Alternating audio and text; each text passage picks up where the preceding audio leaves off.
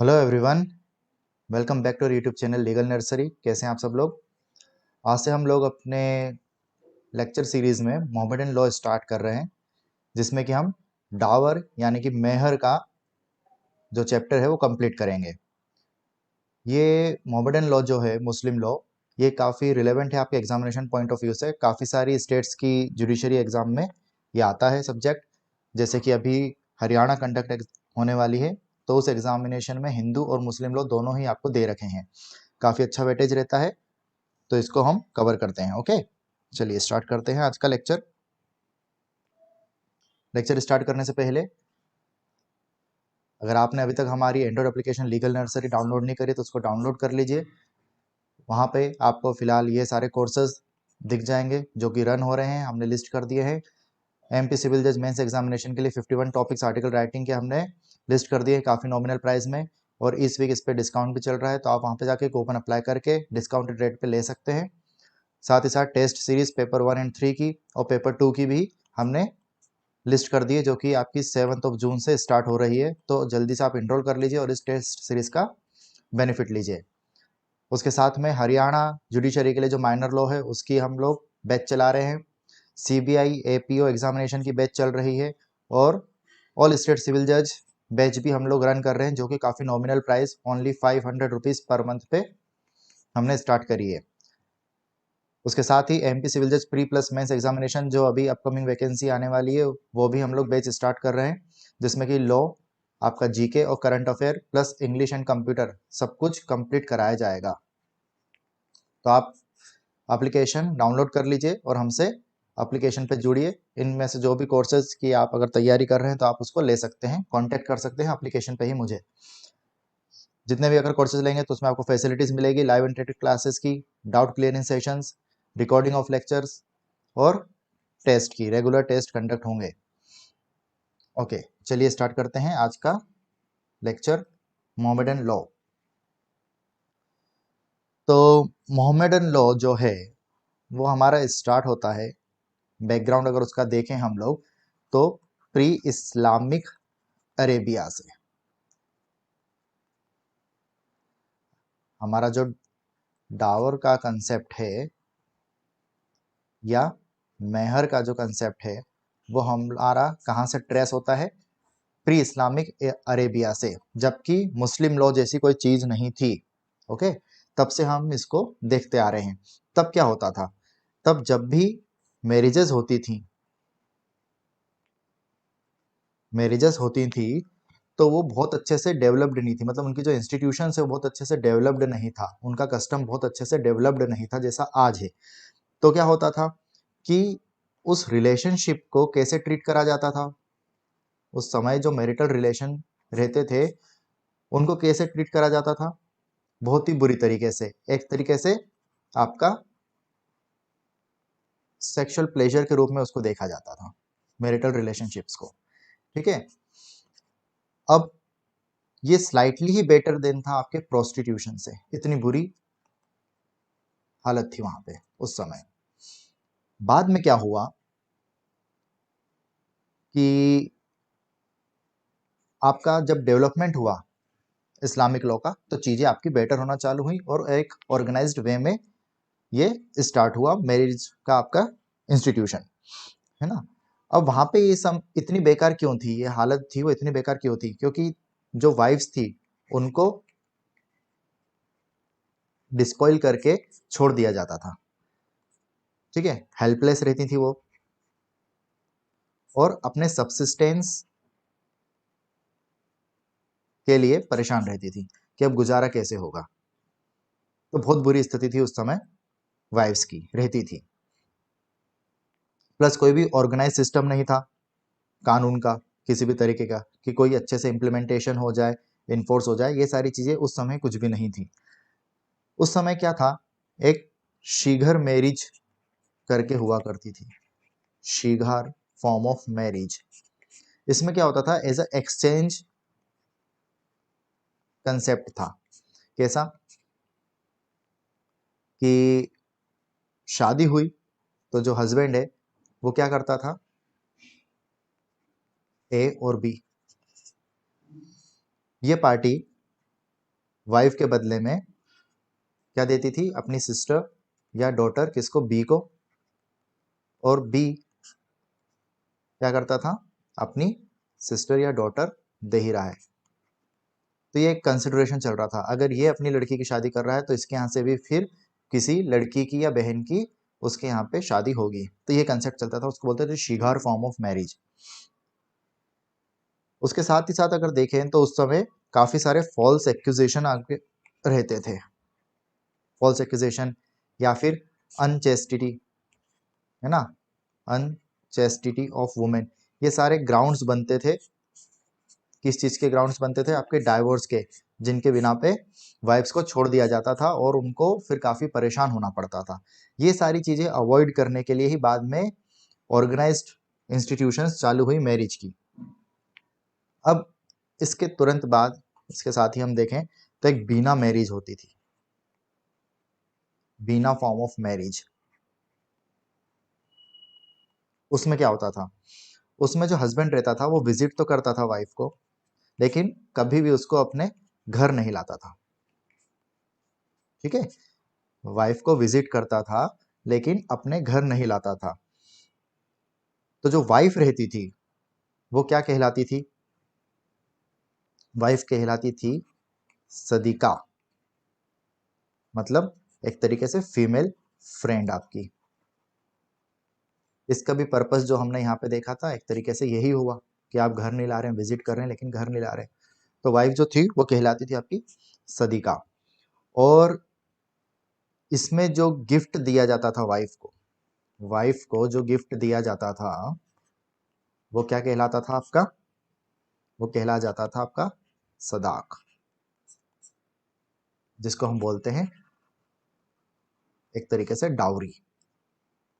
अब ये जो सदाक है और मेहर है उस समय, आज के समय जो चल रहा है, इसमें डिफरेंस क्या है, सदाक और मेहर के बीच में डिफरेंस क्या है, वो ये है कि ये बीना फॉर्म ऑफ मैरिज में, सबसे पहली बात तो बीना फॉर्म ऑफ मैरिज में था। उसके साथ ही साथ ये जो गिफ्ट है ये स्पेसिफिकली वाइफ को दिया जाता था। ठीक है, बिना फॉर्म ऑफ मैरिज में था और ये गिफ्ट वाइफ को दिया जाता था। वहीं मेहर में क्या होता है कि ये जो मेहर है जिसको हम आज की तारीख में डाउरी बोलते हैं, इसका जो कंसेप्ट आया वो ये है कि एक तरीके से कंपनसेट करना है, कंपनसेट टू पेरेंट्स। दिया वो भी वाइफ को ही जाता है, मेहर भी वाइफ को ही दिया जाता है, लेकिन अभी थोड़ा प्रारूप चेंज हुआ है। उस समय की बात करें तो उस समय इसको एक तरीके से कंपनसेशन माना जाता था, किसको, पेरेंट्स के लिए। क्यों, क्योंकि वो अपनी बेटी से अलग हो रहे हैं, है ना, because they are parted with their daughter, अपनी बेटी से अलग हो रहे हैं, इसलिए एक तरीके से उनको कंपनसेट करा जाता था। तब ये कंसेप्ट हुआ करता था। अब हुआ क्या, जब इस्लाम का प्रोमुलगेशन हुआ उसके बाद में काफी सारे न्यू फॉर्म्स आए आपके निकाह के। ये सब में इस्लाम के पहले की बात, अभी जो हमने देखी वो सब बैकग्राउंड था।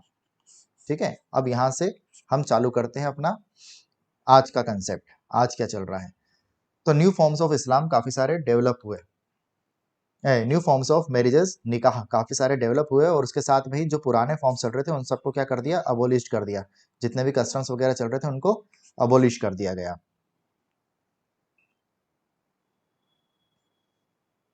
ओके, अब इसमें एक बाल फॉर्म ऑफ मैरिज आया।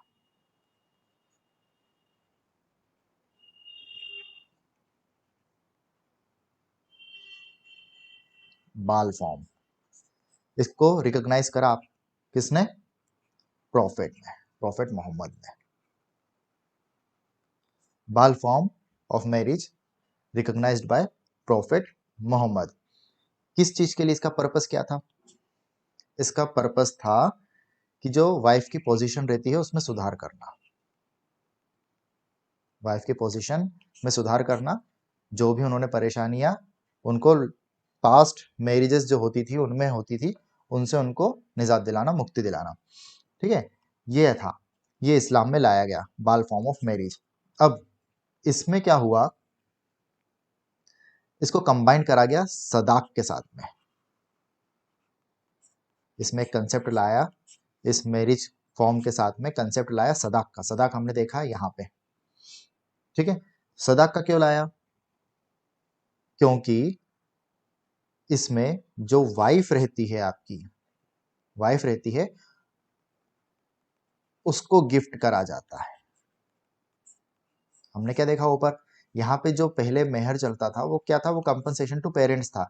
और सदाक में क्या होता था, जो भी गिफ्ट दिया जाता था वो वाइफ को दिया जाता था। तो हमने यही वाला सदाक वाला कंसेप्ट यहाँ पे लिया है, जिसमें कि हम लोग वाइफ को गिफ्ट कर रहे हैं और इस गिफ्ट को कहा जा रहा है मेहर। तो एक तरीके से ये दोनों का ही कॉम्बिनेशन हो गया, मेहर एंड सदाक, नाम अलग, कंसेप्ट ये वाला ले लिया है। और ये क्यों लिया है, to protect the wife against all such और थिंग्स, जो भी होती थी उनके साथ में उनको छोड़ दिया जाता था, ठीक है, सब्सिस्टेंस उनके लिए मुश्किल हो जाता था। तो वो सारी चीजें दूर करने के लिए ये व्यवस्था एक ला दी गई मैरिज के फॉर्म में, ठीक है।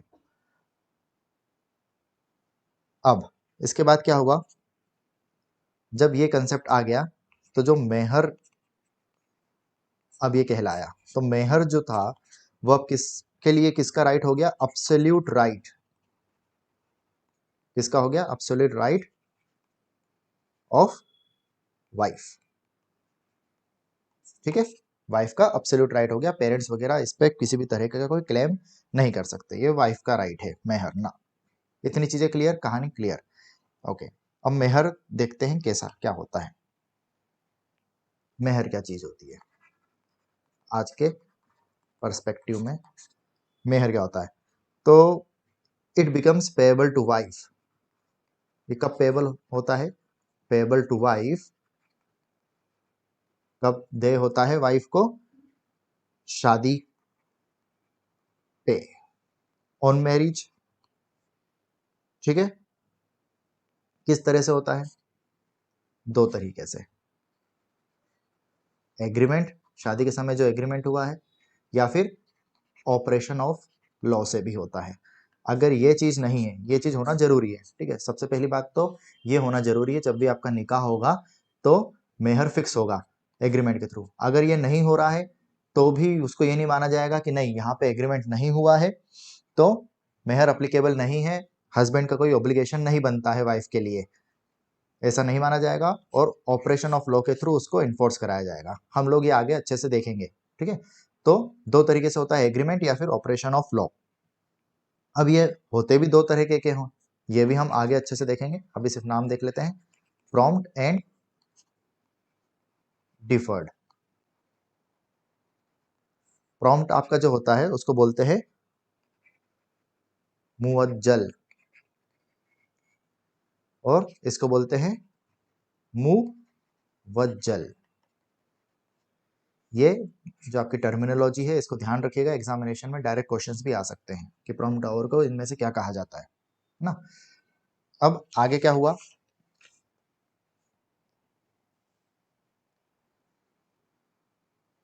मेहर के बारे में। तो मेहर के बारे में ये कहा जाता है कि एक तरीके से कंसिडरेशन है, कंसिडरेशन ऑफ मैरिज, ठीक है। लेकिन ये जो कंसिडरेशन है इसको हम जैसा इंडियन कॉन्ट्रैक्ट एक्ट में बताया गया है वैसा कंसिडरेशन नहीं मानते, और ये एक तरीके से ऑब्लिगेटरी है, ये कंसिडरेशन ऑब्लिगेटरी है किस पे, हस्बैंड पे, ठीक है। और क्यों है, as a mark of respect, as a mark of respect to wife, to wife. अब देखिए कोई भी हम लॉ पढ़ते हैं, कोई भी कानून पढ़ते हैं, तो मेजर लॉ उसके पहले पढ़ना बहुत जरूरी होता है, ठीक है। जैसे आपका आईपीसी हो गया, कॉन्ट्रैक्ट हो गया, कॉन्स्टिट्यूशन भी आप देख सकते हो, उसमें एविडेंस देख सकते हैं, सीआरपीसी देख सकते हैं, तो कुछ टीपीए हो गया, ये पहले पढ़ना जरूरी रहता है। क्यों, ये ही बेस बनाते हैं आगे के आपके माइनर लॉ के लिए।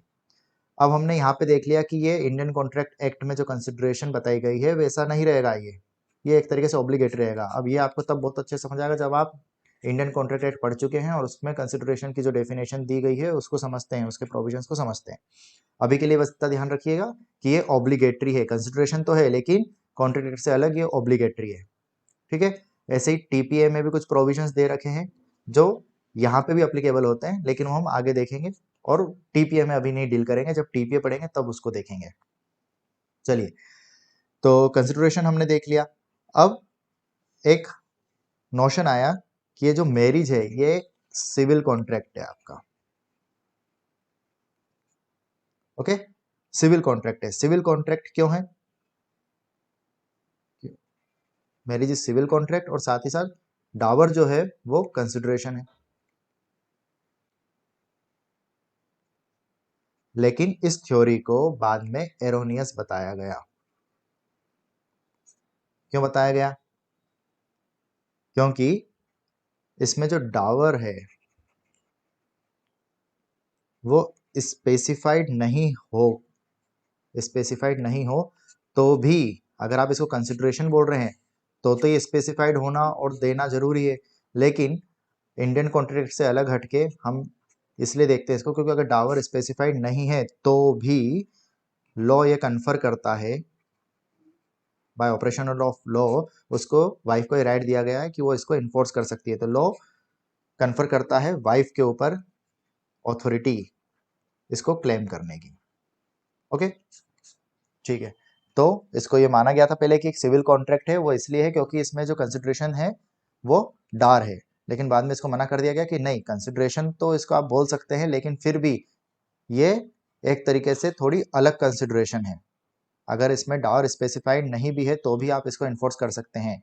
लेकिन ये डॉक्ट्रिन फिर भी पूरी तरह से इसको गलत नहीं करी गई। आज भी इसको एक तरीके से मैरिज को सिविल कॉन्ट्रैक्ट कहते हैं, शादी को, और इसको भी पार्टली कहीं कहीं ये कहा जाता है, ठीक है, ओके।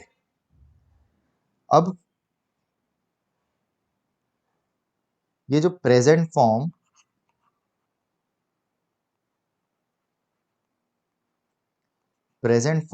ऑफ डार आपका है ये इंट्रोड्यूस करा गया है प्रॉफेट मोहम्मद साहब के द्वारा, ठीक है। और इसको ऑब्लिगेटरी भी करार दिया गया है, वॉलंटरी नहीं, ऑब्लिगेटरी, जैसा हमने पहले देखा। ये जो फॉर्म है आपका डार का ये बहुत कुछ मिलता जुलता है। कौन से फॉर्म से? डोनेशियो प्रॉप्टर न्यूप्शियाज। ये क्या है? ये रोमन लॉ में एक तरीके से गिफ्ट है आपका,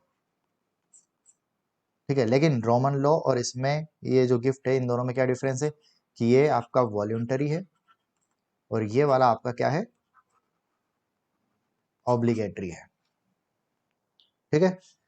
ये हमने देख लिया कि मेहर क्या चीज होती है, इसको अच्छे से समझ लिया, डावर क्या चीज होती है, किस तरह से होती है। चलिए अब आगे देख लेते हैं नेचर।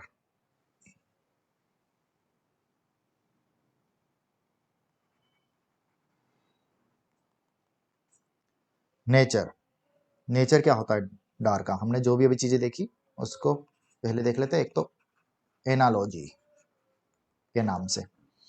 एनालॉजी कैसे? इसको ये मान लिया गया कि ये क्या है आपका कॉन्ट्रैक्ट फॉर डार जो है वो क्या है, एक तरीके से कैसे देख सकते हैं उसको कि एक ऐसा कॉन्ट्रैक्ट जो वन फॉर सेल हो, जो एक कोई सामान बेचने का रहता है। क्यों उसको ऐसा क्यों देखा? इसमें इसका जो नेचर है वो ऐसा क्यों देख सकते हैं हम लोग? क्यों? क्योंकि वाइफ को यहाँ पे एक तरीके से प्रॉपर्टी ट्रीट कर रहे हैं और डार को उसका प्राइस ट्रीट कर रहे हैं, ओके। सेकेंडली ये एक तरीके से कंसिडरेशन माना जाता है डार। दूसरा नेचर इसका कंसिडरेशन का है, किसके लिए? फॉर कंज्यूगल राय, कंज्यूगल आपके राइट्स के लिए, ठीक है। अगर आपने ये पे नहीं करा तो आप इसको भी क्लेम नहीं कर सकते in case of prompt Dar, ये हम देखेंगे अभी आगे, अभी इसको इतना ही समझिए। लास्टली बहुत इसेंशियल इसको माना गया है, इसेंशियल इंसिडेंट माना गया है। इसका जो लास्ट नेचर है आपका डॉर का वो क्या है, essential incident and fundamental feature. आप ये सारी चीजें नोट डाउन भी करते जाइए, समझते भी चाहिए, है ना। फंडामेंटल फीचर ऑफ मैरिज, क्यों, क्योंकि क्यों क्यों है ये, for protection of wife against against atrocities, एक तरीके से बोल सकते हैं, ओके, और उनके सब्सिस्टेंस के लिए, तो इसलिए भी इसको फंडामेंटल फीचर कहा गया है। और अगर ये नहीं भी होता है, ये नहीं भी आपके कॉन्ट्रैक्ट डीड में है, या आपको ग्रांट नहीं करा गया है मैरिज के टाइम पे, तो भी ये अगर फिक्स नहीं है तो भी लॉ के द्वारा इसको इन्फोर्स कर सकते हैं। इसलिए इसको essential incident and fundamental feature भी बोला गया, क्योंकि लॉ ने भी इसको अपना रिकॉग्निशन दिया है। अब अगर हम थ्योरेटिकली देखें तो इन थ्योरी में हो क्या रहा है कि ये जो डॉर है आपका, ये बिफोर कंज्यूमेशन के लिए रहे, ठीक है। बिफोर कंज्यूमेशन मतलब कि आप अपनी शादी के बाद में अपने जो कंजुगल राइट्स हैं उनमें एंटर करने से पहले आप इसको डिमांड कर सकते हैं, इसको क्लेम कर सकते हैं, और ये फिक्स होना चाहिए उसके पहले, ठीक है, ये उसके पहले फिक्स होना चाहिए और आप इसको डिमांड करें, क्लेम करें। लेकिन लॉ फिर भी क्या बोलता है, लॉ ने इसको दो तरीके से दो टर्म्स में बांट दिया है। एक आपको बोल दिया है प्रॉम्प्ट डॉर, जैसे हमने पहले देखा, और दूसरा बोल दिया है डिफर्ड डॉर। अब ये प्रॉम्प्ट का थोड़ा सा मतलब यहाँ पे समझ लेते हैं, आगे और अच्छे से इसको डेप्थ में देखेंगे। प्रॉम्प्ट का मतलब होता है कि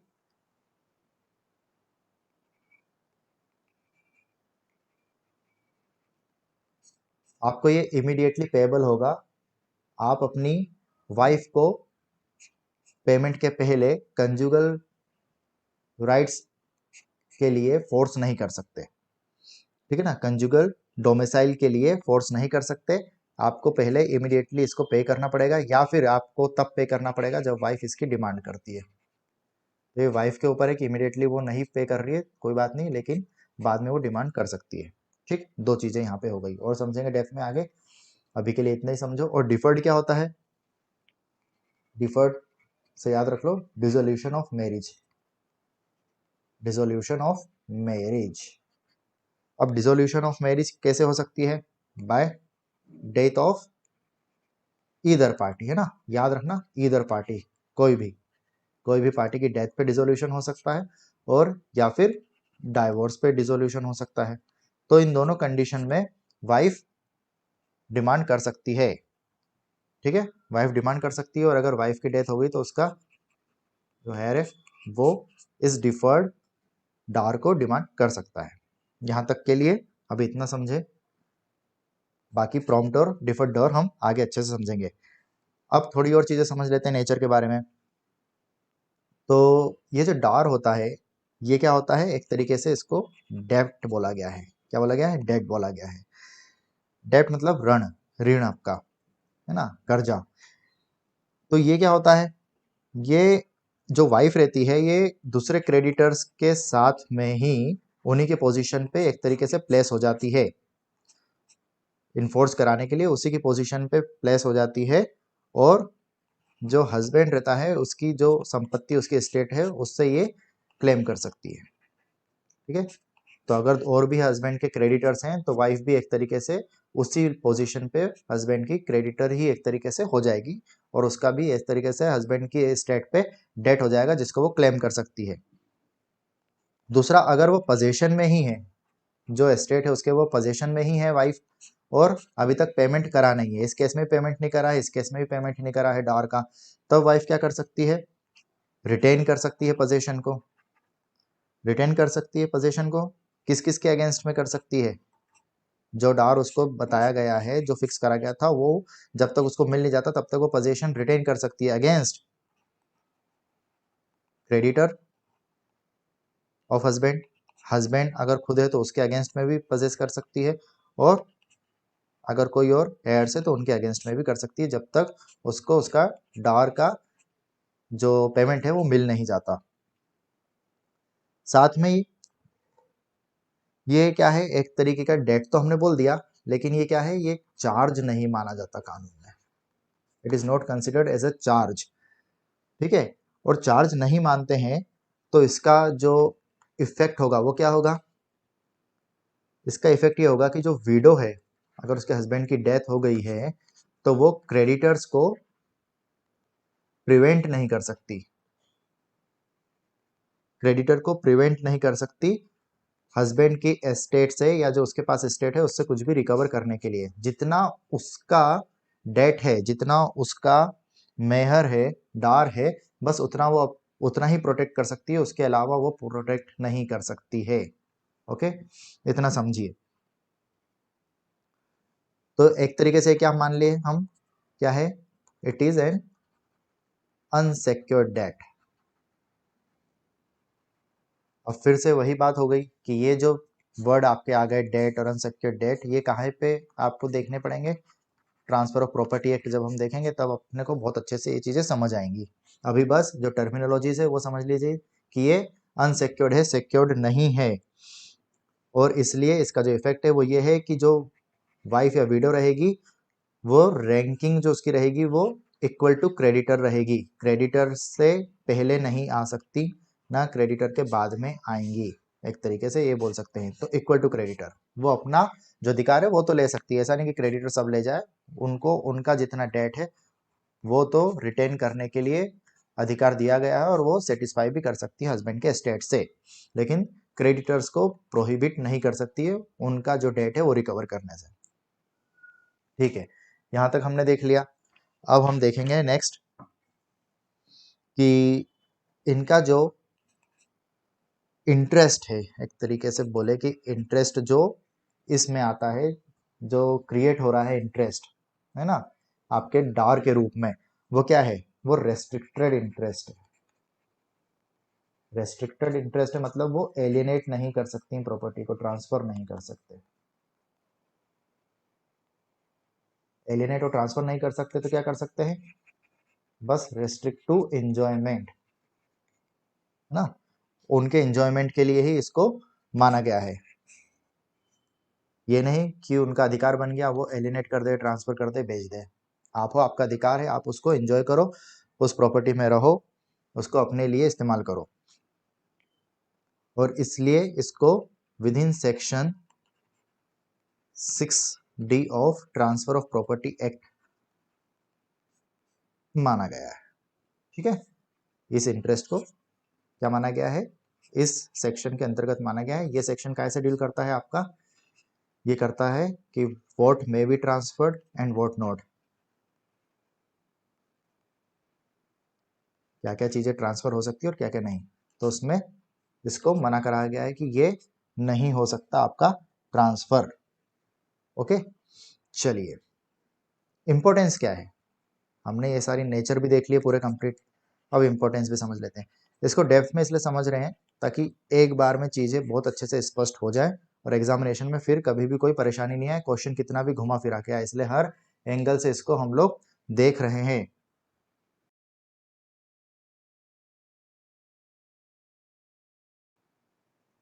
ओके, तो इसका इंपॉर्टेंस देख लेते हैं। वो ये है कि ये इतना जरूरी है, इट इज सो नेसेसरी, कि अगर मैरिज के टाइम पे, निकाह के टाइम पे ये फिक्स नहीं भी करा गया है, ये फिक्स नहीं भी करा गया है, तो भी लॉ प्रोटेक्ट करता है उनके राइट्स को, और इन्फोर्स करने के लिए अथॉरिटी देता है। ठीक है, बस इतना ही है और कुछ भी नहीं। ये तो इसका इंपॉर्टेंस हो गया, तो हम पहले भी देख चुके हैं। आगे, अगर वाइफ ने कुछ ऐसा स्टिपुलेशन करा है, मान लीजिए वाइफ ने शादी के टाइम पे ऐसा कोई स्टिपुलेशन करा है या किसी एग्रीमेंट में इंटर हुई है कि मैं अपने जितने भी डावर के राइट्स हैं उनको फोरगो करती हूँ, मतलब छोड़ती हूँ, वेव ऑफ करती हूँ, है ना, या मैं एग्री करती हूँ कि मैं कभी भी ये चीज़ें क्लेम नहीं करूँगी और मैं शादी विदाउट डावर करना चाह रही हूँ, तो भी ये जो एग्रीमेंट या स्टिपुलेशन है ये आपका इनवैलिड रहेगा और जब वो चाहे तो वो इसको इन्फोर्स कर सकती है। ओके, पहली बात तो ये हो गई समझने वाली, यहाँ से क्वेश्चन आपका आ सकता है। ठीक है, दूसरी बात ये हो गई कि ऐसा क्यों बताया गया, हमने पहले ही देखा। चलिए, इस प्रोविजन को क्यों लाया गया, उसका रीजन क्या था, देखा ना हमने कि आर्बिट्ररी एक्सरसाइज करते थे डाइवोर्स के लिए हस्बैंड, जिसका भी रिसेंटली एक कानून भी लाया गया 2019 में। और एक से ज़्यादा शादी अगर होगी, अगर ये प्रोविजन नहीं रहेगा तो हस्बैंड क्या करेगा, एक से ज़्यादा शादी करते रहेगा, है ना। अब ऐसे केस में क्या होगा कि अगर मान लीजिए डावर फिक्स्ड है तो उसको कहीं ना कहीं ये लगेगा कि मेरे ऊपर जो डेट है वो बढ़ते जा रहा है, तो वो रेस्ट्रिक्टेड रहेगा एक तरीके से। तो ये रेस्ट्रिक्ट करने के लिए भी लाया गया है, प्लस डाइवोर्स करने के लिए भी लाया गया है, डाइवोर्स से भी रोकथाम हो, है ना। तो दो इसके ऑब्जेक्टिव थे, लॉ ने इसलिए इसको ये वाले अधिकार दिए हैं कि तो भी ये इनवैलिड नहीं होगा। अब अगर मान लीजिए ये शादी आपकी जो है ये होती है स्पेशल मैरिज एक्ट के अंतर्गत, 1954 के अंतर्गत होती है, तो फिर क्या होगा, डावर के प्रोविजंस अप्लीकेबल होंगे कि नहीं होंगे, तो नहीं, डावर के प्रोविजंस अप्लीकेबल नहीं होंगे अगर इस एक्ट के अंतर्गत रजिस्टर्ड हो रही है। लेकिन अगर पहले वो शादी मुस्लिम लॉ के अंतर्गत हुई है, पहले वो शादी मुस्लिम लॉ के अंतर्गत हुई है और बाद में रजिस्टर हो रही है अंडर स्पेशल मैरिज एक्ट, तो फिर ये नहीं कहा जाएगा कि स्पेशल मैरिज एक्ट के अंतर्गत रजिस्टर हुई है तो अब डार के प्रोविजंस अप्लीकेबल नहीं होंगे, नहीं, पहले हुई है अगर इसमें मुस्लिम लॉ में तो डार के प्रोविजंस अप्लीकेबल रहेंगे, डार के लिए वो इन्फोर्स करने के लिए स्वतंत्र रहेगी। ओके, चलिए अब लेजिस्लेचर का देख लेते हैं कि लेजिस्लेचर ने कोर्ट को क्या पावर दे रखी है ऐसे केस में। कोर्ट के पास क्या पावर है, कोर्ट के पास ये पावर कि जो भी स्तंभ फिक्स हुआ है वो बाउंड नहीं है कि उसके अनुरूप ही उसको अवॉर्ड करे, है ना। कोर्ट देखेगी उस समय कि आपका जो डार का सम है जो फिक्स हुआ है वो बहुत ज्यादा हाई है या बहुत मिनिमल तो नहीं है ना, इतना कम हो कि सब्सिस्टेंस आपका हो ही नहीं पाए, ठीक है, ये इतना ज्यादा हाई हो कि हस्बैंड है वो पे ही नहीं कर पाए, तो ये सारी चीजें वो देखेगी। तो सरकमस्टेंसेस उस समय जो हैं उसके अकॉर्डिंगली वो अपना अवार्ड देगी, इनकम जो है उसके अकॉर्डिंगली अवार्ड देगी, पोजीशन देखेगी पार्टीज की, उसके अकॉर्डिंगली अवार्ड ग्रांट करेगी। तो वो बाउंड नहीं है, जो भी फिक्स हुआ है उसके अनुरूप ही चलने की, वो अपनी डिस्क्रिशन पे सारी चीजों को देखते हुए कोर्ट अवार्ड करेगी आपका डार। ओके, तो ये एक प्रोविजन लेजिस्लेचर ने कोर्ट को दे रखा है। उसके बाद में हम अगर ऑब्जेक्ट देख लें इन सारी चीजों के, तो ऑब्जेक्ट से हमको क्या क्या मिलता है, जो भी हमने अभी तक देखा उससे हमको क्या क्या देखने को मिला है। पहली बात तो ये जो डार है ये क्या है, एक तरीके का ऑब्लिगेशन है, obligation for respect, as a mark of respect, ये हमने देखा था टू वाइफ, ठीक है। दूसरा ये क्या करता है, ये चेक करता है काय पे, डाइवोर्स वगैरह जो ज्यादा हो तो उस पर रोक लगाता है डार, ठीक है। साथ ही साथ यहाँ पे सब्सिक्वेंट मैरिजेस भी आप मेंशन कर सकते हैं। और तीसरा वाइफ के सब्सिस्टेंस के लिए, है ना। तो ये तीन इसके ऑब्जेक्ट है। चलिए, और फिक्सेशन कैसे होगा इसका, ऑब्जेक्ट भी देख लिया, फिक्सेशन कैसे होगा, तो इंडियन उलेमा ने रिकमेंडेशन दी थी, वो देखते हैं वो क्या थी, कि ये हमेशा जो डार की रकम है ये गोल्ड और सिल्वर में फिक्स होगी।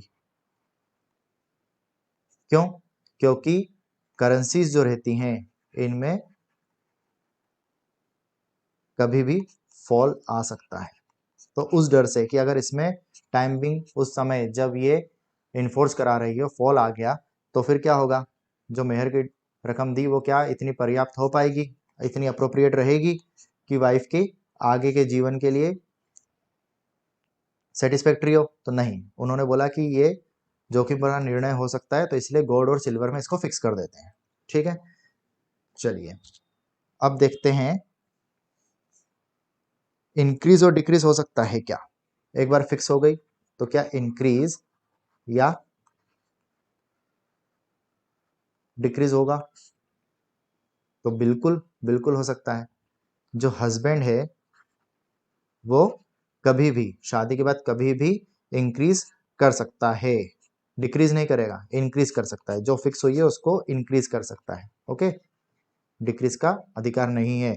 लेकिन जो वाइफ है वो क्या कर सकती है, वो रेमिट कर सकती है आपके पूरे पार्ट को या फिर हाँ पूरे पार्ट को या फिर पार्टली रेमिट कर सकती है आपके डॉर को जो भी उस समय फिक्स हुआ है।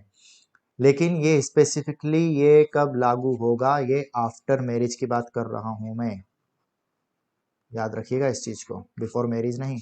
बिफोर मैरिज अगर वो कर देती है तो उस स्टिपुलेशन उस एग्रीमेंट को हमने देखा था क्या माना जाएगा, उसको इनवैलिड ही माना जाएगा, है ना। तो ये शादी के बाद है, शादी के बाद वो चाहे तो वो कर सकती है पार्टली या होली। अब ये जो है वाइफ, ये अगर उस समय माइनर है, मेजोरिटी अटेंड नहीं करिए, तो क्या होगा ऐसे केस में, जिस समय ये रेमिशन हो रहा है उस समय उसने मेजोरिटी अटेंड नहीं करी है, माइनर ही है, तो भी वो कर सकती है अगर उसने प्यूबर्टी अटेंड कर ली है तो, एज ऑफ प्यूबर्टी अटेंड कर ली है तो। एज ऑफ प्यूबर्टी क्या होता है, एक तरीके से आप बोल सकते हैं ट्रांसफॉर्मेशन होता है ना, बॉडीली चेंजेस होते हैं, ट्रांसफॉर्मेशन होता है, उसको एज ऑफ प्यूबर्टी बोलते हैं। वो अटेंड कर ली है और भले ही वो इंडियन मेजोरिटी एक्ट के अकॉर्डिंगली मेजर नहीं हुई है, 18 साल की नहीं है, तो भी वो ये चीज कर सकती है। ठीक है, लेकिन इसके लिए उस जरूरी है क्या होना, फ्री कंसेंट होना जरूरी है। अगर फ्री कंसेंट से नहीं हुआ है तो क्या होगा, उसको मान्य नहीं करेंगे। और इस तरीके का जो रेमिशन होगा वो क्या कहलाएगा, वो कहलाएगा आपका हिबे महर। ठीक है ना, हिबे महर। अगर फ्री कंसेंट का हम लोग बात करें तो अगर मान लीजिए वो मेंटल डिस्ट्रेस में है उस समय, तो क्या इसको फ्री कंसेंट कहेंगे? मेंटल डिस्ट्रेस से गुजर रही है और फिर ऐसा कोई निर्णय लेती है रेमिशन का, तो क्या उसको फ्री कंसेंट कहेंगे? नहीं कहेंगे। इसका एक एग्जांपल मेंटल डिस्ट्रेस का क्या हो सकता है, कि अगर हस्बैंड की डेथ हो गई उसके बाद में उसने इसको रेमिट कर दिया अपने डार को, ठीक है, या फिर जो हस्बैंड है वो क्या कर रहा है, वो इनडिफरेंस शो कर रहा है, उतना लव अफेक्शन नहीं दिखा रहा वाइफ को, और वाइफ को लगता है कि अगर मैं ये पोर्शन जो है ये रेमिट कर देती हूँ पूरा या पार्टली तो शायद हस्बैंड के मन में मेरे लिए प्यार जागे, अच्छे से रहे। तो भी ऐसी सिचुएशन में अगर वो रेमिट करती है तो भी उसको फ्री कंसेंट की कैटेगरी में नहीं रखा जाएगा। ठीक, चलिए क्लियर।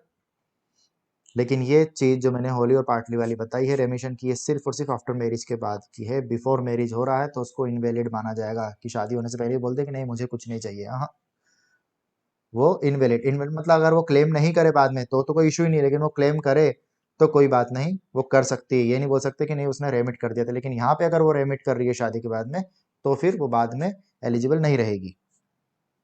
ओके, अब आ जाते हैं इसके क्लासिफिकेशन पे। सबसे इंपॉर्टेंट चीज जो हमने प्रॉम्प्ट डार और डिफर्ड डार देखा था क्लासिफिकेशन, तो ये दो तरीके के होते हैं। सबसे पहले इनका जो स्पेसिफाइड और दूसरा आ जाता है आपका कस्टमरी। स्पेसिफाइड जो है, स्पेसिफाइड का मतलब है आपका, ये टर्मिनोलॉजी है,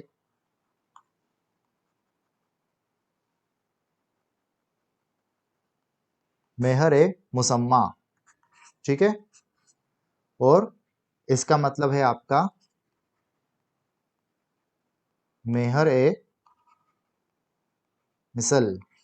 अगर मेरा प्रोनाउंसिएशन ठीक नहीं हो तो इसमें माफ़ करिएगा। तो ये इनके टर्मिनोलॉजी है, ये आप लोग याद रखिएगा। ये क्या होते हैं अब स्पेसिफाइड में दो तरह की हो गई, एक तो हमने प्रॉम्प्ट देखा था, वो इस कैटेगरी में आ गई स्पेसिफाइड की, और दूसरा डिफर्ड देखा था, वो भी आपकी स्पेसिफाइड की कैटेगरी में आ गई। और यहाँ पे आपकी सिर्फ एक बनती है प्रॉपर डार। तो ये याद रखिएगा, स्पेसिफाइड में दो हैं, कस्टमरी में एक है प्रॉपर। अब बात कर लेते हैं सबसे पहले स्पेसिफाइड की, कि स्पेसिफाइड होता क्या है, स्पेसिफाइड में क्या होता है। तो सबसे पहली बात तो भैया, स्पेसिफाइड का मतलब जैसा है आपका खुद ही बता रहा है कि अमाउंट स्टेटेड है ना, कॉन्ट्रैक्ट जो भी रहेगा उसमें अमाउंट स्टेट रहेगा आपका कि ये निश्चित अमाउंट है, अमाउंट फिक्स रहेगा। ये कब हो सकता है, बिफोर, आफ्टर, या फिर at the time of marriage. ये वाली जो कैटेगरी है स्पेसिफाइड डॉर की, ये डॉर कब फिक्स हो सकता है आपका, शादी के पहले, बाद में, या फिर शादी के समय। ठीक है। और अगर जब शादी हो रही है तो माइनर या ल्यूनेटिक है लड़का जो है, हस्बैंड जो है माइनर या ल्यूनेटिक है, तो क्या होगा ऐसे केस में, गार्डियन फिक्स करेंगे, उनके जो गार्डियन रहेंगे वो फिक्स कर देंगे, और ये बन जाएगा ऑब्लिगेटरी ऑन हस्बैंड, बाइंडिंग होगा उसके ऊपर। ठीक है। इसी तरह से जो गार्डियन रहते हैं वो सेटल भी कर सकते हैं उस अमाउंट को शादी के बाद में, अगर लड़का माइनर है या ल्यूनेटिक है, लेकिन सेटलमेंट उसी समय होगा जब वो माइनर या ल्यूनेटिक है। शादी के बाद सेटल तो कर सकते हैं अगर लड़का माइनर या ल्यूनेटिक है, लेकिन फॉर टाइम बिंग अगर वो लड़का माइनर या ल्यूनेटिक से हट के मेजर हो गया तो फिर वो सेटलमेंट मान्य नहीं होगा। जिस समय सेटलमेंट हो रहा है उसी समय लड़के को माइनर या ल्यूनेटिक होना जरूरी है। ठीक, ओके। ऐसे ही हस्बैंड जो है वो क्या हो सकता है, हस्बैंड के बात पे बात करें, पार्ट पे बात करें, तो हस्बैंड जो है वो सेटल कर सकता है किसी भी अमाउंट को, सेटल, ये बहुत इंपॉर्टेंट पॉइंट है, एनी अमाउंट, ठीक है, बाय वे ऑफ डार, कोई भी अमाउंट को डार के रूप में सेटल कर सकता है इन फेवर ऑफ वाइफ, भले ही उसके बाद उसके पास में कोई भी प्रॉपर्टी नहीं बचे अपने हेयर्स को देने के लिए।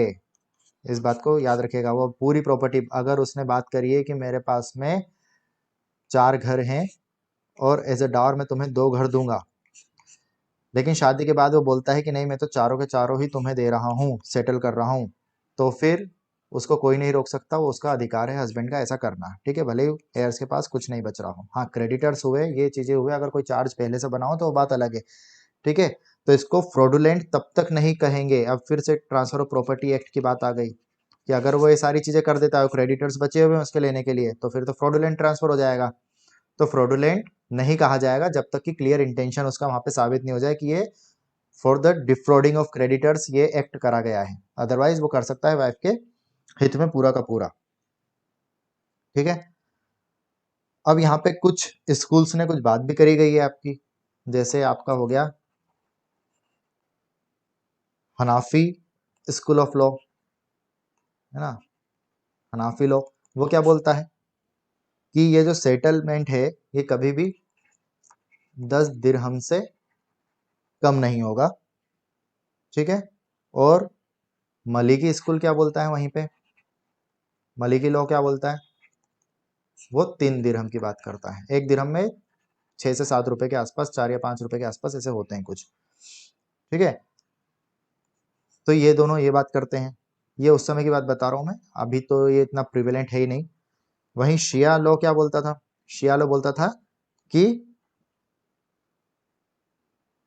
कोई भी मिनिमम अमाउंट फिक्स नहीं है। शिया लॉ बोलता था मिनिमम अमाउंट कोई भी फिक्स नहीं है, कितनी भी हो सकती है वो। ये तो मिनिमम अमाउंट की बात करी थी इन्होंने, शिया ने मना कर दिया मिनिमम के लिए। अब प्रॉफ जो प्रॉफेट मोहम्मद थे उन्होंने भी डायरेक्शन दिया था, एक पॉइंट ये भी इंपॉर्टेंट है, कितने का डायरेक्शन दिया था, उन्होंने डायरेक्शन दिया था कि अगर जो हस्बैंड है उसके पास में 10 दिरहम भी नहीं है देने के लिए, तो ऐसी कंडीशन में क्या होगा, इतना गरीब है, इतना पुअर है कि उसके पास 10 दिरहम भी नहीं है देने के लिए, तो फिर ऐसी कंडीशन में क्या होगा? तो उसको अपनी वाइफ को कुरान टीच करना पड़ेगा, ठीक है, कुरान पढ़ाना पड़ेगा। ये एक डायरेक्शन प्रॉफिट का था, ये भी याद रखिएगा कि अगर किसी के पास में 10 दिरहम भी नहीं हुए तो फिर ऐसी कंडीशन में क्या होगा। अब प्रेजेंट सिनारियो में क्या स्थिति बन रही है, ये तो हमने देख लिया कि कौन से स्कूल ने क्या बताया क्या नहीं है। प्रेजेंट सिनारियो में ये है कि कोई भी ना तो मैक्सिमम लिमिट फिक्स है कि आप कितने से कितना ही दे सकते हैं, उससे ऊपर नहीं दे सकते हैं, और जो मिनिमम फिक्स करी गई थी पहले वो आज की तारीख में एक तरीके से खत्म सी हो गई, किसी काम की नहीं रही है, यूजलेस है, ऑब्सोलीट हो गई है ना। इसलिए मिनिमम वाली कोई चीज रही नहीं गई है और मैक्सिमम तो फिक्स कुछ है ही नहीं, इतना याद रखिएगा। ना कोई मैक्सिमम है ना कुछ मिनिमम है आज की तारीख में। चलिए अब प्रॉम्प्ट डार क्या होता है वो देख लेते हैं। ये तो स्पेसिफाइड डार में चीजें देख लिया, प्रॉम्प्ट डार क्या होता है पहले हम थोड़ा समझ ही चुके हैं। इमीडिएट पेमेंट, ठीक है, आफ्टर मैरिज या फिर ऑन डिमांड। इमीडिएट पेमेंट होगा या फिर जब वाइफ मांगेगी तब आपको उसको पेमेंट करना पड़ेगा। लेकिन अगर कोई सिचुएशन या कोई स्टिपुलेशन ऐसा डाल रखा है कि इतना रुक के या इतने समय बाद आपको देना है, तो उस कंडीशन में सिचुएशन उस केस में आपका डार थोड़ा डिफर हो जाएगा, थोड़ा डिले हो जाएगा, अगर डिले की स्टिपुलेशन दे रखा है तो। अदरवाइज आपको इमीडिएटली या ऑन डिमांड ही पे करना है। अब उसके बाद में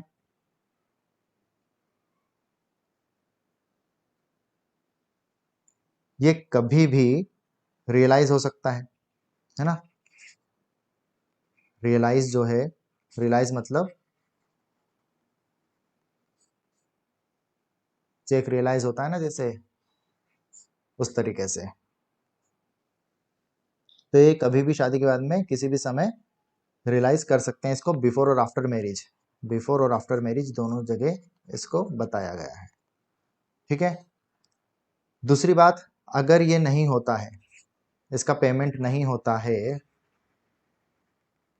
तो क्या होगा ऐसी कंडीशन में? वाइफ जो है वो रिफ्यूज कर सकती है। क्या रिफ्यूज कर सकती है? To enter in conjugal rights या कंजुगल डोमिसाइल अंटिल पेमेंट, ठीक, क्लियर। पेमेंट नहीं करते हैं तो क्या कर सकते हैं? वाइफ रिफ्यूज कर सकती है कंजुगल डोमिसाइल के लिए।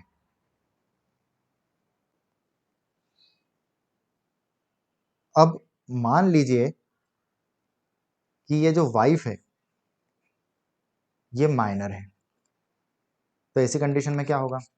और पेमेंट नहीं करा है, तो जो उसके गार्डियन है वाइफ के, वो बोल सकते हैं कि पहले आप पेमेंट करो तभी हम अपनी लड़की को आपके यहाँ पे भेजेंगे, अदरवाइज आपके यहाँ पे नहीं भेजेंगे, ठीक है। तो ये गार्डियन रिफ्यूज कर सकते हैं टू सेंड द गर्ल और the wife of the husband to their home, ठीक है, अंटिल पेमेंट इज मेड, ठीक है। दूसरा, अगर ये नहीं भी जा रही है वहां पे, माइनर है, नहीं जा रही है, हस्बैंड से अलग रह रही है, या फिर मेजर भी है, डिमांड करी है और अभी तक डार का पेमेंट नहीं हुआ है, तो ऐसी कंडीशन में क्या होगा? अब वो तो अपने माता पिता के साथ में रह रही है, भैया नहीं आई घर पे, तो हस्बैंड की लाइबिलिटी है टू मेंटेन वाइफ। भले ही वो अपने घर में रह रही है लेकिन हस्बैंड उसको मेंटेन करेगा, उसका खर्चा पानी देगा, हस्बैंड टू मेंटेन वाइफ, ठीक, भले वो अलग रह रहे हैं तो भी, जब तक कि आप पेमेंट नहीं करते थे डार का। दूसरी बात,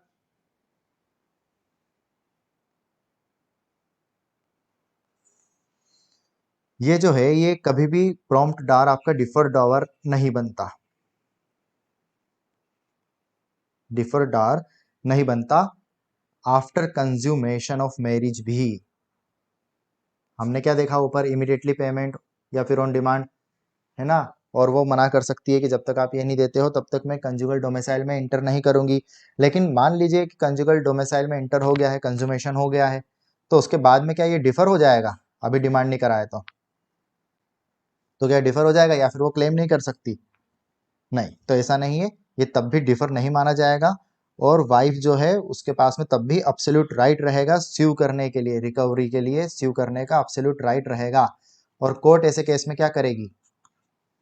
अब मान लीजिए कि कंज्यूमेशन हो गया, बाद में वाइफ ने डिमांड करा, हस्बैंड ने मना कर दिया कि नहीं ये तो भैया पहले की बात थी, तब फिर वाइफ ने रिफ्यूज कर दिया कि नहीं अब से कंजुगल डोमिसाइल में हम लोग नहीं रह सकते, तब क्या होगा? कोर्ट के पास में कंजुगल राइट्स की पिटीशन फाइल होगी। अगर हस्बैंड के थ्रू होती है तो कोर्ट ये नहीं बोलेगा हस्बैंड को या वाइफ को, ये नहीं बोलेगा कि नहीं कंजुगल राइट्स में इंटर नहीं होना है, बल्कि बस ये बोलेगा कि एक कंडीशन लगा देगा। क्या कंडीशन लगा देगा? कंडीशन ये रहेगी ऑन पेमेंट, कि आप पेमेंट कर दो, कोई इशू नहीं।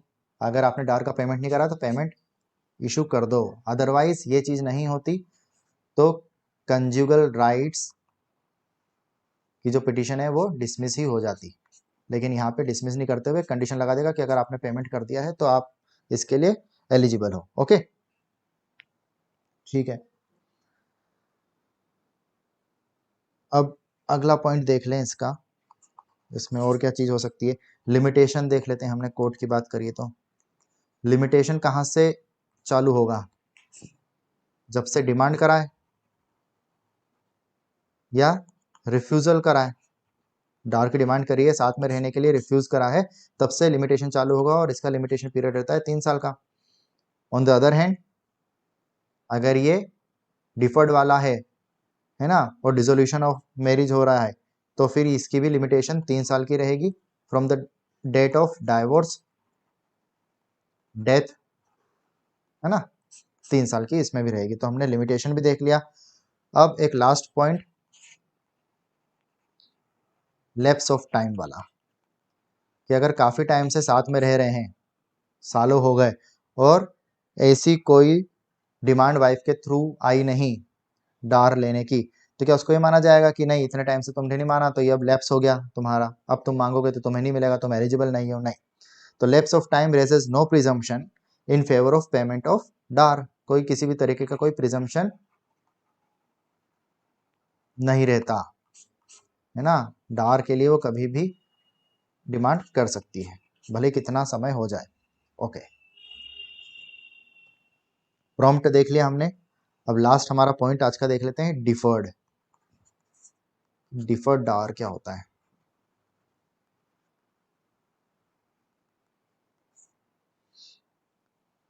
डिफर्ड डार जैसा हमने देखा था डिसोल्यूशन की बात करता है, dissolution through death of either party या फिर डाइवोर्स, है ना। लेकिन अब एक कंडीशन ये दे लेते हैं कि अगर कोई एग्रीमेंट है, डिफर्ड डार है ना, उसके लिए तो 2 कंडीशन हमने देख ली, डिसोल्यूशन पे ही होगा। लेकिन अगर कोई ऐसी एग्रीमेंट इंटर करा गया है जिसमें कि वो बोलता है कि ठीक है इस डिफर्ड डार को छोड़ो, मैं तुम्हें पहले ही पे कर देता हूँ, ठीक है, तो ऐसी कंडीशन में क्या होगा? फिर ये वैलिड भी रहेगा और बाइंडिंग भी रहेगा। एक बार अगर ऐसा कोई एग्रीमेंट इंटर हो गया कि ये जो डार है तुम्हारा है, भले ही डिफर्ड है, लेकिन एक एग्रीमेंट करते हैं जिसमें कि तुम्हें पहले ही मैं इसका पेमेंट कर देता हूँ, ठीक है, तो फिर ये वैलिड रहेगा और बाइंडिंग भी रहेगा, बाद में इसको डिनाई नहीं कर सकते। ओके, दूसरी बात, वाइफ जो है वो क्या नहीं कर सकती? ये तो हमने पहला पॉइंट देख लिया, दूसरा देख लेते हैं। वाइफ कभी भी डिमांड नहीं कर सकती, है ना, नॉट इंटाइटल टू डिमांड, जब तक कि स्टिपुलेटेड नहीं हो। अगर स्टिपुलेटेड है, लिखा हुआ है ऐसा कहीं कि आप डिमांड कर सकती हो इसका, तो ठीक है, अदरवाइज यही रहता है इसमें कि वाइफ डिमांड नहीं कर सकती।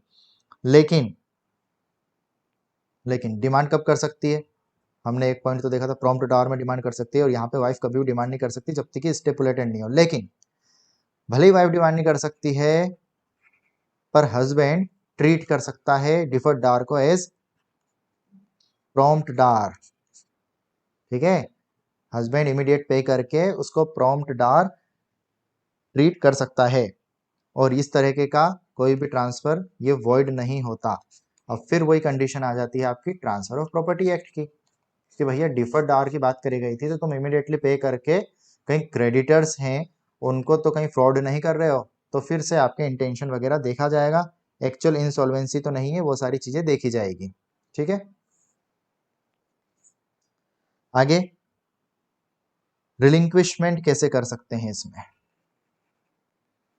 रिलिंक्विश कैसे हो सकता है? वाइफ जो है वो रिलिंक्विश कर सकती है हस्बैंड के फ्यूनरल के टाइम पे बाय रिसाइटिंग अ फॉर्मूला। एक फॉर्मूला है या कुछ आपकी आयतें होंगी, है ना, मुझे पता नहीं इस बारे में ज़्यादा, उसके थ्रू इसको रिलिंक्विश कर सकते हैं। और ये जो रिलिंक्विशमेंट है ये बिल्कुल वॉलंटरी होना चाहिए। अगर ये वॉलंटरी फ्री कंसेंट से नहीं हुआ तो इसको भी मान्य नहीं करा जाएगा। लास्टली ये जो इंटरेस्ट है आपका डिफर्ड डार का, इंटरेस्ट इन डिफर्ड डार, ये किस तरह का है? ये वेस्टेड इंटरेस्ट है। ट्रांसफर ऑफ प्रॉपर्टी एक्ट में बताया गया उस तरीके का वेस्टेड इंटरेस्ट है, और ये कंटिंजेंट की कैटेगरी में नहीं आता है क्योंकि ये किसी भी तरीके की हैपनिंग पे डिपेंड नहीं करता है। It doesn't depend upon the happening of a particular event, happening और नॉट हैपनिंग। ठीक है, उसके वजह से वो डिस्प्लेस नहीं हो जाएगा उसका इंटरेस्ट कि अगर ऐसी कोई घटना घटित हुई तो ये जो डार है ये अब खत्म हो गया या फिर ये पेएबल हो गया। ठीक है, तो ऐसा कुछ नहीं है, ये एक तरीके का वेस्टेड ही है। इसको यही माना जाएगा कि on the dissolution of marriage it becomes payable unless relinquish. ठीक, तो ये कंटिजेंट नहीं है, इसको वेस्टेड ही मानेंगे। अब आगे देख लेते हैं प्रिजम्पशन, लास्ट पॉइंट प्रिजम्पशन से जो डील करता है हमारा। प्रिजम्पशन क्या है? प्रिजम्पशन ये है कि अगर डार एक बार में पे नहीं करा गया है, डार जो है वो पे नहीं करा गया है, तो उसको क्या डिस्क्राइब कर सकते हैं? As a deferred dower. ठीक है, अगर डार एक बार में पे नहीं करा गया है तो उसको क्या कह सकते हैं? डिफर्ड डार। जैसे हमने देखा था अपन डिसोल्यूशन पे होता है और एक बार में पे करने वाला क्या होता है? प्रॉम्प्ट डार। लेकिन अगर वो पोस्टपोन कर दिया है, एक बार में पे वाली बात है, और अगर उसको पोस्टपोन कर दिया है अंटिल अ फर्दर टाइम, तो भी वो प्रॉम्प्ट डार ही कहलाएगा, वो डिफर्ड डार नहीं बनेगा। ठीक, समझे? तो dower not paid at once may be described as deferred dower. ठीक, दूसरा पॉइंट हमारा क्या है? If it is postponed until demanded, जब तक डिमांड नहीं करी जाती है तब तक के लिए अगर इसको पोस्टपोन कर दिया जाता है तो वो क्या डिफर्ड डार हो जाएगा? नहीं, तो वो यही रहेगा, प्रॉम्प्ट डार ही रहेगा। ओके, ये पहला प्रिजम्पशन हो गया।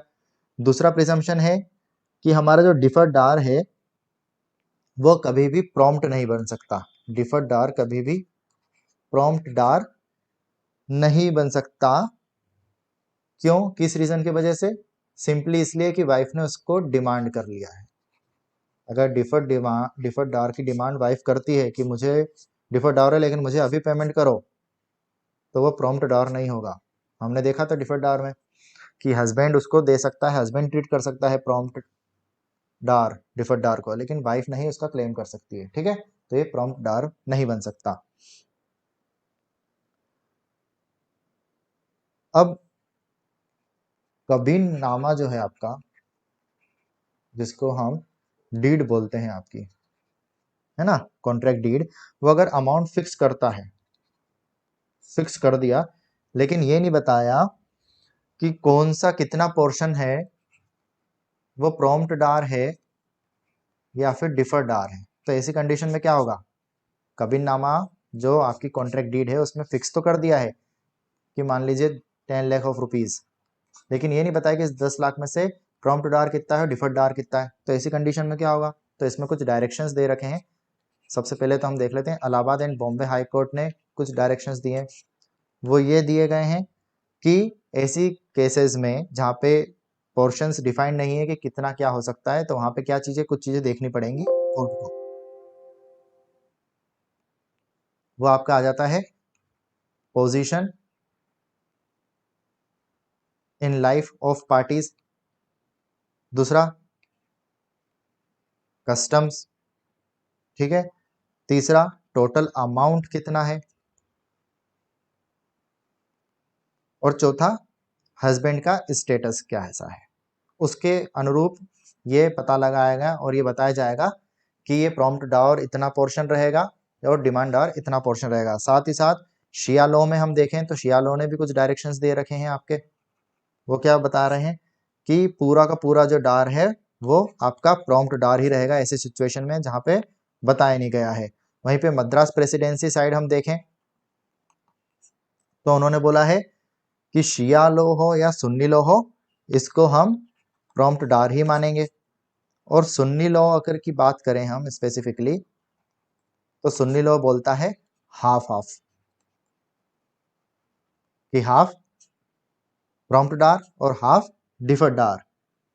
कब? लेकिन ये कब? इन अब्सेंस ऑफ स्टेटमेंट, अगर कोई किसी तरीके का कोई स्टेटमेंट नहीं है, इन फैमिली यूसेज एटसेट्रा,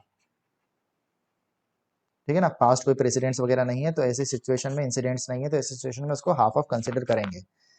चलिए आगे का जो है हमारा जो प्रॉपर डार वाला कस्टमरी पार्ट था वहां से हम नेक्स्ट लेक्चर में अपना चालू करेंगे और कंप्लीट कर लेंगे इसको नेक्स्ट सेशन में। कुछ राइट्स वगैरह भी हैं वो भी देख लेंगे कि राइट्स क्या रहते हैं वाइफ के या विडो के, ठीक है। तो बने रहिए आप हमारे साथ में और अपनी तैयारी चालू रखिए। अब जैसे ही नॉर्मल से रिटर्न हो रही है धीरे धीरे आपके एग्जामिनेशंस भी चालू हो जाएंगे। माइट बी पॉसिबल हरियाणा आपकी अगस्त एंड तक कंडक्ट हो जाए और राजस्थान भी आने वाली है, एमपी सिविल जज फिर से आने वाली है, तो अपनी तैयारी चालू रखिए। चलिए मिलते हैं नेक्स्ट लेक्चर में, और चैनल को सब्सक्राइब नहीं करा तो चैनल को जरूर से सब्सक्राइब कर लीजिएगा।